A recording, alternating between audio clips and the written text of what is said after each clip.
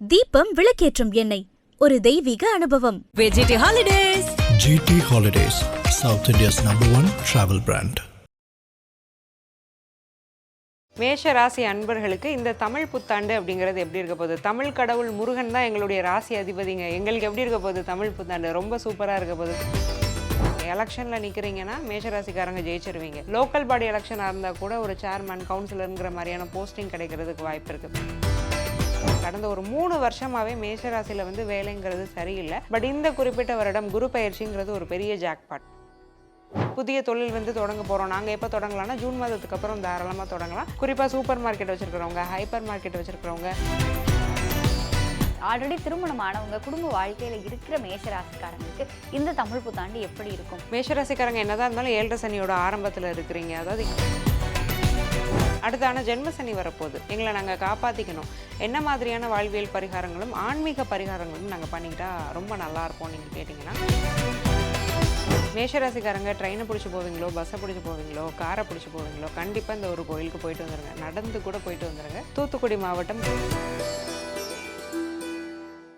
IBC பக்தி நேயர்கள் அனைவருக்கும் அன்பு வணக்கம். 2026 தமிழ் புத்தாண்டு மேஷ ராசிக்காரங்களுக்கு எப்படி இருக்க போகுது அப்படிங்கிற மாதிரியான பல தகவல்களை நம்மோடு பகிர்ந்து கொள்வதற்காக வேத ஜோதிடர் முத்துக்குமாரி மேம் நம்ம கூட இணைந்திருக்கிறார்கள். மேம் வணக்கம். வணக்கம் காவ்யா. மேம், மேஷ ராசிக்காரங்களுக்கு இந்த தமிழ் புத்தாண்டு எப்படி இருக்க போகுது? மேஷ ராசி அன்பர்களுக்கு இந்த தமிழ் புத்தாண்டு அப்படிங்கிறது எப்படி இருக்க போகுது? தமிழ் கடவுள் முருகன் தான் எங்களுடைய ராசி அதிபதிங்க. எங்களுக்கு எப்படி இருக்க போகுது தமிழ் புத்தாண்டு? ரொம்ப சூப்பராக இருக்க போகுது. விட்டுருவாரா முருகன் உங்களை சும்மா? 5ஆம் அதிபதி சூரியன் ராசியிலே உச்சமாகிறாரு.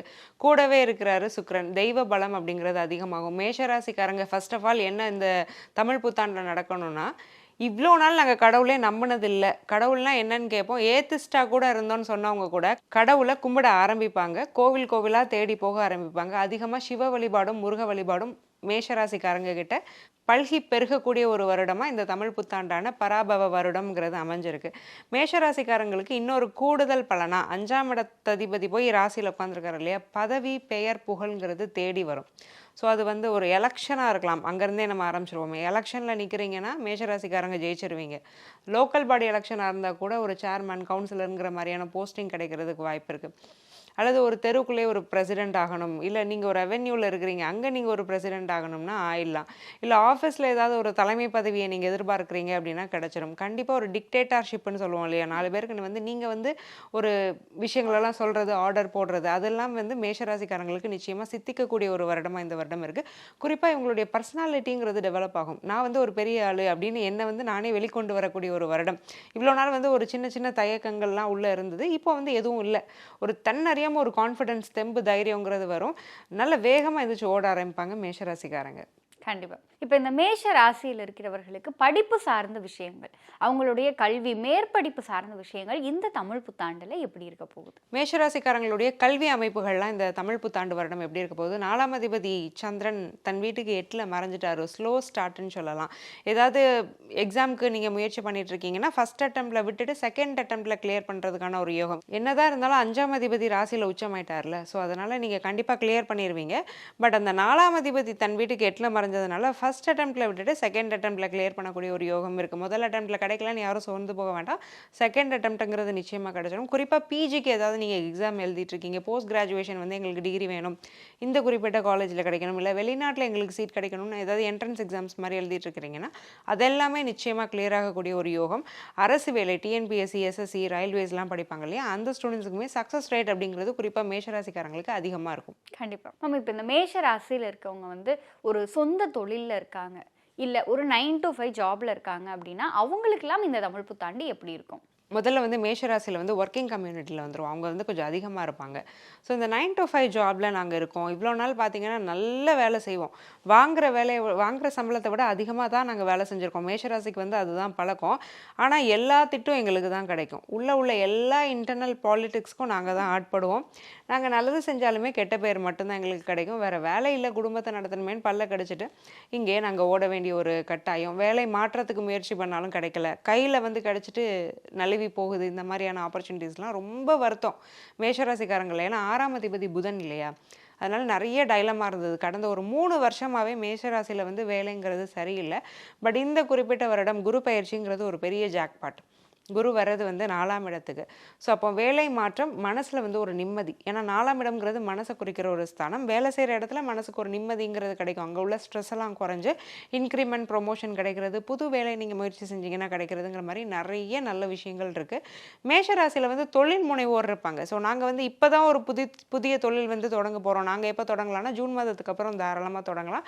குறிப்பாக சூப்பர் மார்க்கெட் வச்சுருக்கிறவங்க, ஹைப்பர் மார்க்கெட் வச்சுருக்கிறவங்க, மில்ஸ் வச்சுருக்கிறீங்க, ஏதாவது க்ளோதிங் மில்ஸ் வச்சுருக்கிறீங்கன்னா அது நல்லா ஓடும். ஏதாவது வந்து நீங்கள் மேனுஃபேக்சரிங் பண்ணுறீங்க, எதையுமே நீங்கள் உற்பத்தி பண்ணுறீங்கன்னா நல்லா போகும். இம்போர்ட் எக்ஸ்போர்ட் பிஸ்னஸ் அப்படிங்கிறதுல கொடிகட்டி பறக்க போகிறது மேஷராசிக்காரங்க தான். கண்டிப்பாக மேம். அடுத்ததா இந்த மேஷ ராசியில் இருக்கிறவர்களுக்கு காதல் சார்ந்த விஷயங்கள் இந்த தமிழ் புத்தாண்டில் எப்படி இருக்கும்? நம்ம ஏற்கனவே சொன்ன மாதிரி காதல் கைகூடக்கூடிய ஒரு ராசி இந்த பராபவ வருடத்தை பொறுத்த வரைக்கும், தமிழ் புத்தாண்டை பொறுத்தவரை முதல் ராசி யாருன்னா மேஷராசிக்காரங்க தான். 5ஆம் அதிபதி சூரியன் ஒரு மாதிரி கரடு முரடான ஆளு தான் அவரே. ஸோ ஒரு மாதிரி ரக்கடாக தான் இருப்பாங்க இவங்க எல்லாருமே. இவங்க கூட பழகிறதுக்கு ஒரு திறமை வேணும் கண்டிப்பாக. ஏன்னா மேஷராசிக்காரங்களாம் நல்லவங்க தான், பட் அவங்கள புரிஞ்சுக்கிறதுக்குன்னு ஒரு திறமை வேணும். அது வந்து பார்ட்னர்ஸ்டாம் அவ்வளோவா இருக்காது. நான் நல்லது தானே செய்கிறேன், இவளுக்கே புரியவே மாட்டேங்குது, அல்லது இவனுக்கே புரியவே மாட்டேங்குதுன்னு இவங்களே ரொம்ப குழம்புவாங்க. புரிஞ்சுக்கிற மாதிரியான ஒரு நல்ல பார்ட்னர், ஒரு அந்யோன்யம் அதிகரிக்கக்கூடிய ஒரு அமைப்பு, இது எல்லாமே இந்த வருடம் கிடைக்கிறதுக்கான பிராப்தம் மேஷராசிக்காரங்களுக்கு அதிகமாக இருக்குது.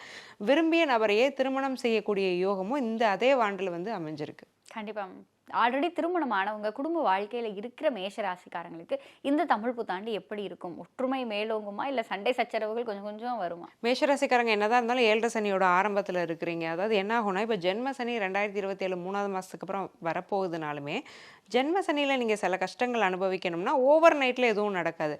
அப்போ முதல்ல இந்த விரைய சனி இருக்குது இல்லையா, அப்போ என்ன பண்ணுவார்னா ஒரு ட்ரைலர் மாதிரி ஓட்டி விடுவார் சனி. வீட்டுக்குள்ளேயும் சரி, ஆஃபீஸ்லேயும் சரி, நீ என்ன பண்ணுறன்னு பார்க்குறேன்ட்டு. ஸோ அந்த மாதிரியான சுமூகம் இல்லாத ஒரு சூழ்நிலை தான் குடும்பத்தில் இருந்தது. எது எடுத்தாலும் சண்டை. காலையில் நல்லா இருந்திருப்பாங்க, ஈவினிங் சண்டை, 3ஆம் நபர்கள் தலையிடனால பிரச்சனை, இதெல்லாம் இருந்துட்டு இருந்த மேஷராசிக்காரங்களுக்கு இப்போது இந்த தமிழ் புத்தாண்டின் போது 5ஆம் அதிபதியுடைய வலுவும் குரு பயிற்சியின் வலுவும் சேர்ந்து குடும்பத்தில் தம்பதிகளுக்கிடையே இருந்த பிரச்சனைகளை வந்து கண்டிப்பாக நீக்கி கொடுக்கும். இருந்தாலும் அடுத்து ஜென்ம சனி வர்றதுனால கொஞ்சம் கவனமாக இருந்துக்கிறது நல்லது. கண்டிப்பாக மேம். அடுத்ததா ஒரு பிஸ்னஸ் ஸ்டார்ட் பண்ணலாம் அப்படின்னு சொல்லி யாராவது மேஷ ராசிக்காரங்க இந்த தமிழ் புத்தாண்டில் நினைக்கிறாங்க, ஓகே இவ்வளோ நாள் நம்ம ஒர்க் பண்ணிட்டோம், இனிமேல் நம்ம சொந்த காலில் நிற்போம் அப்படின்னு சொல்லிட்டு ஒரு பிஸ்னஸ் ஸ்டார்ட் பண்ணலான்னு நினைக்கிறாங்கன்னா அவங்களுக்கு இந்த காலகட்டம் கை கொடுக்குமா? 100% கை கொடுக்கும். நிறைய தொழில் முனைவோர்கள் கண்டிப்பாக மேஷராசிலேருந்து வருவாங்க. குறிப்பாக சிறு தொழில்னு சொல்லுவோம் இல்லையா, இப்போ ரோட்டில் வந்து ஒரு வண்டி கடை போட்டு ஏதாவது ஒரு விஷயத்தை விற்கிறது, டக்குன்னு ஒரு ஜூஸ் ஸ்டால் போடுறது, இல்லை ஏதோ ஒன்று விற்கிறது, தெரிஞ்ச விஷயங்களை சேல்ஸ் பண்ணுறது, புதுசாக ஏதாவது ஒரு தொழிலை கற்றுக்கிட்டு பண்ணது, சின்னதாக ஸ்டார்ட், அதிக இன்வெஸ்ட்மெண்ட் இல்லாமல் டக்குன்னு குட்டி குட்டியாக ஸ்டார்ட் பண்ணுவாங்கள்ல, அது மாதிரி சிறு தொழில் முனைவோருங்கிறவங்க நிறைய மேஷராசிக்காரங்க வருவாங்க. ட்ரேடிங்கில் வந்து நிறைய பேர் உள்ளே வர்றதுக்கான வாய்ப்புகளும் மிக அதிகமாக இருக்குது. கண்டிப்பாக மேம். இப்போ இந்த மேஷ ராசியில் இருக்கின்ற பெண்களுக்கு குறிப்பாக இந்த தமிழ் புத்தாண்டு எப்படி இருக்க போகுது? மேஷ ராசி பெண்களுக்கு தமிழ் புத்தாண்டு எப்படி இருக்குது? எல்லா வேலையும் நாங்கள் தான் எழுத பொறுத்து செஞ்சிட்ருக்கோம். இப்போ கொஞ்சம் பொறுப்புகள் வந்து குறையும். முடியல, என்னால் இவ்வளோ தான் முடியுது, இதை கொஞ்சம் நீங்களும் பாருங்கள், நீங்களும் மனுஷங்க தானே, உங்களை மாதிரி தானே நானும் சாப்பிட்றேன், 3 வேளை தானே நானும் சாப்பிட்றேன், என்னால் இவ்வளோ தான் முடியும் அப்படின்னு கொஞ்சம் பொறுப்புகளை வந்து கைமாற்றி விடக்கூடிய ஒரு அமைப்பு மேஷராசி பெண்களுக்கு. கொஞ்சம் நிம்மதியாக இருக்கிறது, ரிலாக்ஸ்டாக இருக்கிறது, தன்னை பற்றி யோசிக்கிறது, சந்தோஷமான செயல்களில் ஈடுபடுறது, தங்கம் சேரும் யோகம் மேஷராசி பெண்களுக்கு தமிழ் புத்தாண்டுக்கு அப்புறம் இருக்குது. கண்டிப்பாக மேம். இந்த தமிழ் புத்தாண்டு இன்னும் வந்து ஒரு வெற்றிகரமான தமிழ் புத்தாண்டாக மாற்றிக்கணும், எங்களுக்கு வந்து இந்த வருஷத்தில் நிறைய வெற்றிகள் வரணும் அப்படின்னு சொல்லி ஒரு மேஷ ராசிக்காரங்க நினைக்கிறாங்க அப்படின்னு சொல்லி சொன்னால் என்ன மாதிரியான வாழ்வியல் மற்றும் ஆன்மீக பரிகாரம் பண்ணலாம்? மேஷராசி அன்பர்கள் இந்த தமிழ் புத்தாண்டுங்கிறது நிறைய நல்ல விஷயங்களை தான் கொடுக்குது. அடுத்தான ஜென்ம சனி வரப்போகுது, எங்களை நாங்கள் காப்பாற்றிக்கணும், என்ன மாதிரியான வாழ்வியல் பரிகாரங்களும் ஆன்மீக பரிகாரங்களும் நாங்கள் பண்ணிக்கிட்டா ரொம்ப நல்லா இருப்போம் நீங்கள் கேட்டிங்கன்னா, ஃபர்ஸ்ட் ஆஃப் ஆல் துவரம்பருப்பை வாங்குங்க, தானம் பண்ணிடுங்க. ஒவ்வொரு செவ்வாய்க்கிழமையும் கொஞ்சம் துவரம்பருப்பை வாங்கி தானம் பண்ணுறது நல்லது. ஒரு 100 கிராம்ஸை வாங்கி யாராவது இல்லாதப்பட்டவங்களுக்கு கொடுத்தாலும் பரவாயில்ல. அல்லது மாதத்தில் என்னால் அப்படி வாரம்லாம் கொடுக்க முடியாது, மாதத்தில் ஒரு செவ்வாய்க்கிழமை துவரம்பருப்பை வாங்கி தானம் பண்ணிடுங்க. ஸோ இது வந்து ஒரு நம்பர் 1 ரெமடி. அதே மாதிரி செவ்வாழை பழம் இருக்குது இல்லையா, செவ்வாழை பழத்தில் பஞ்சாமிர்தம் செஞ்சு முருக பக்தர்கள் கோவிலுக்கு வருவாங்க இல்லையா, பஞ்சாமிர்தம்ங்கிறது முருகனுக்கு ரொம்ப விசேஷம். செவ்வாழை அப்படிங்கிறது செவ்வாய் கிரகத்துடையது. முருகனுக்குமே நீங்கள் நெய்வேத்தியம் பண்ணி பார்த்துருப்பீங்க. செவ்வாழைப்பழம் வந்து முருகனுக்கு மிக உகந்த நெய்வேத்தியம். பட் ஆனால் வழக்கில் இல்லாமல் போயிடுச்சு, ஏன்னு தெரியலை. அந்த செவ்வாழைப்பழத்தில் பஞ்சாமிர்தம் செஞ்சு முருக பக்தர்களுக்கு மேஷராசிக்காரங்க செவ்வாய்க்கிழமைகளில் ஏதாவது ஒரு முருகன் கோயிலில் கொடுக்கறது, பிரசாதமாக கொடுக்கறதுங்கிறது ஒரு பெரிய ரெமடி. வாழ்க்கையை இனிமையாக மாற்றிடும். கணவன் மனைவியோட பிரச்சனையை சகலத்தையும் குறைச்சிரும். எதிரிகள் தொல்லை, அக்கம் பக்கத்தில் பிரச்சனை, வேலை செய்கிற இடத்துல பிரச்சனை, கண் திருஷ்டி எல்லாத்தையும் இது நிவர்த்தி பண்ணிடும். ஸோ இந்த 2 விஷயத்தையும் மேஷராசிக்காரங்க தவறாமல் பண்ணிக்கணும்.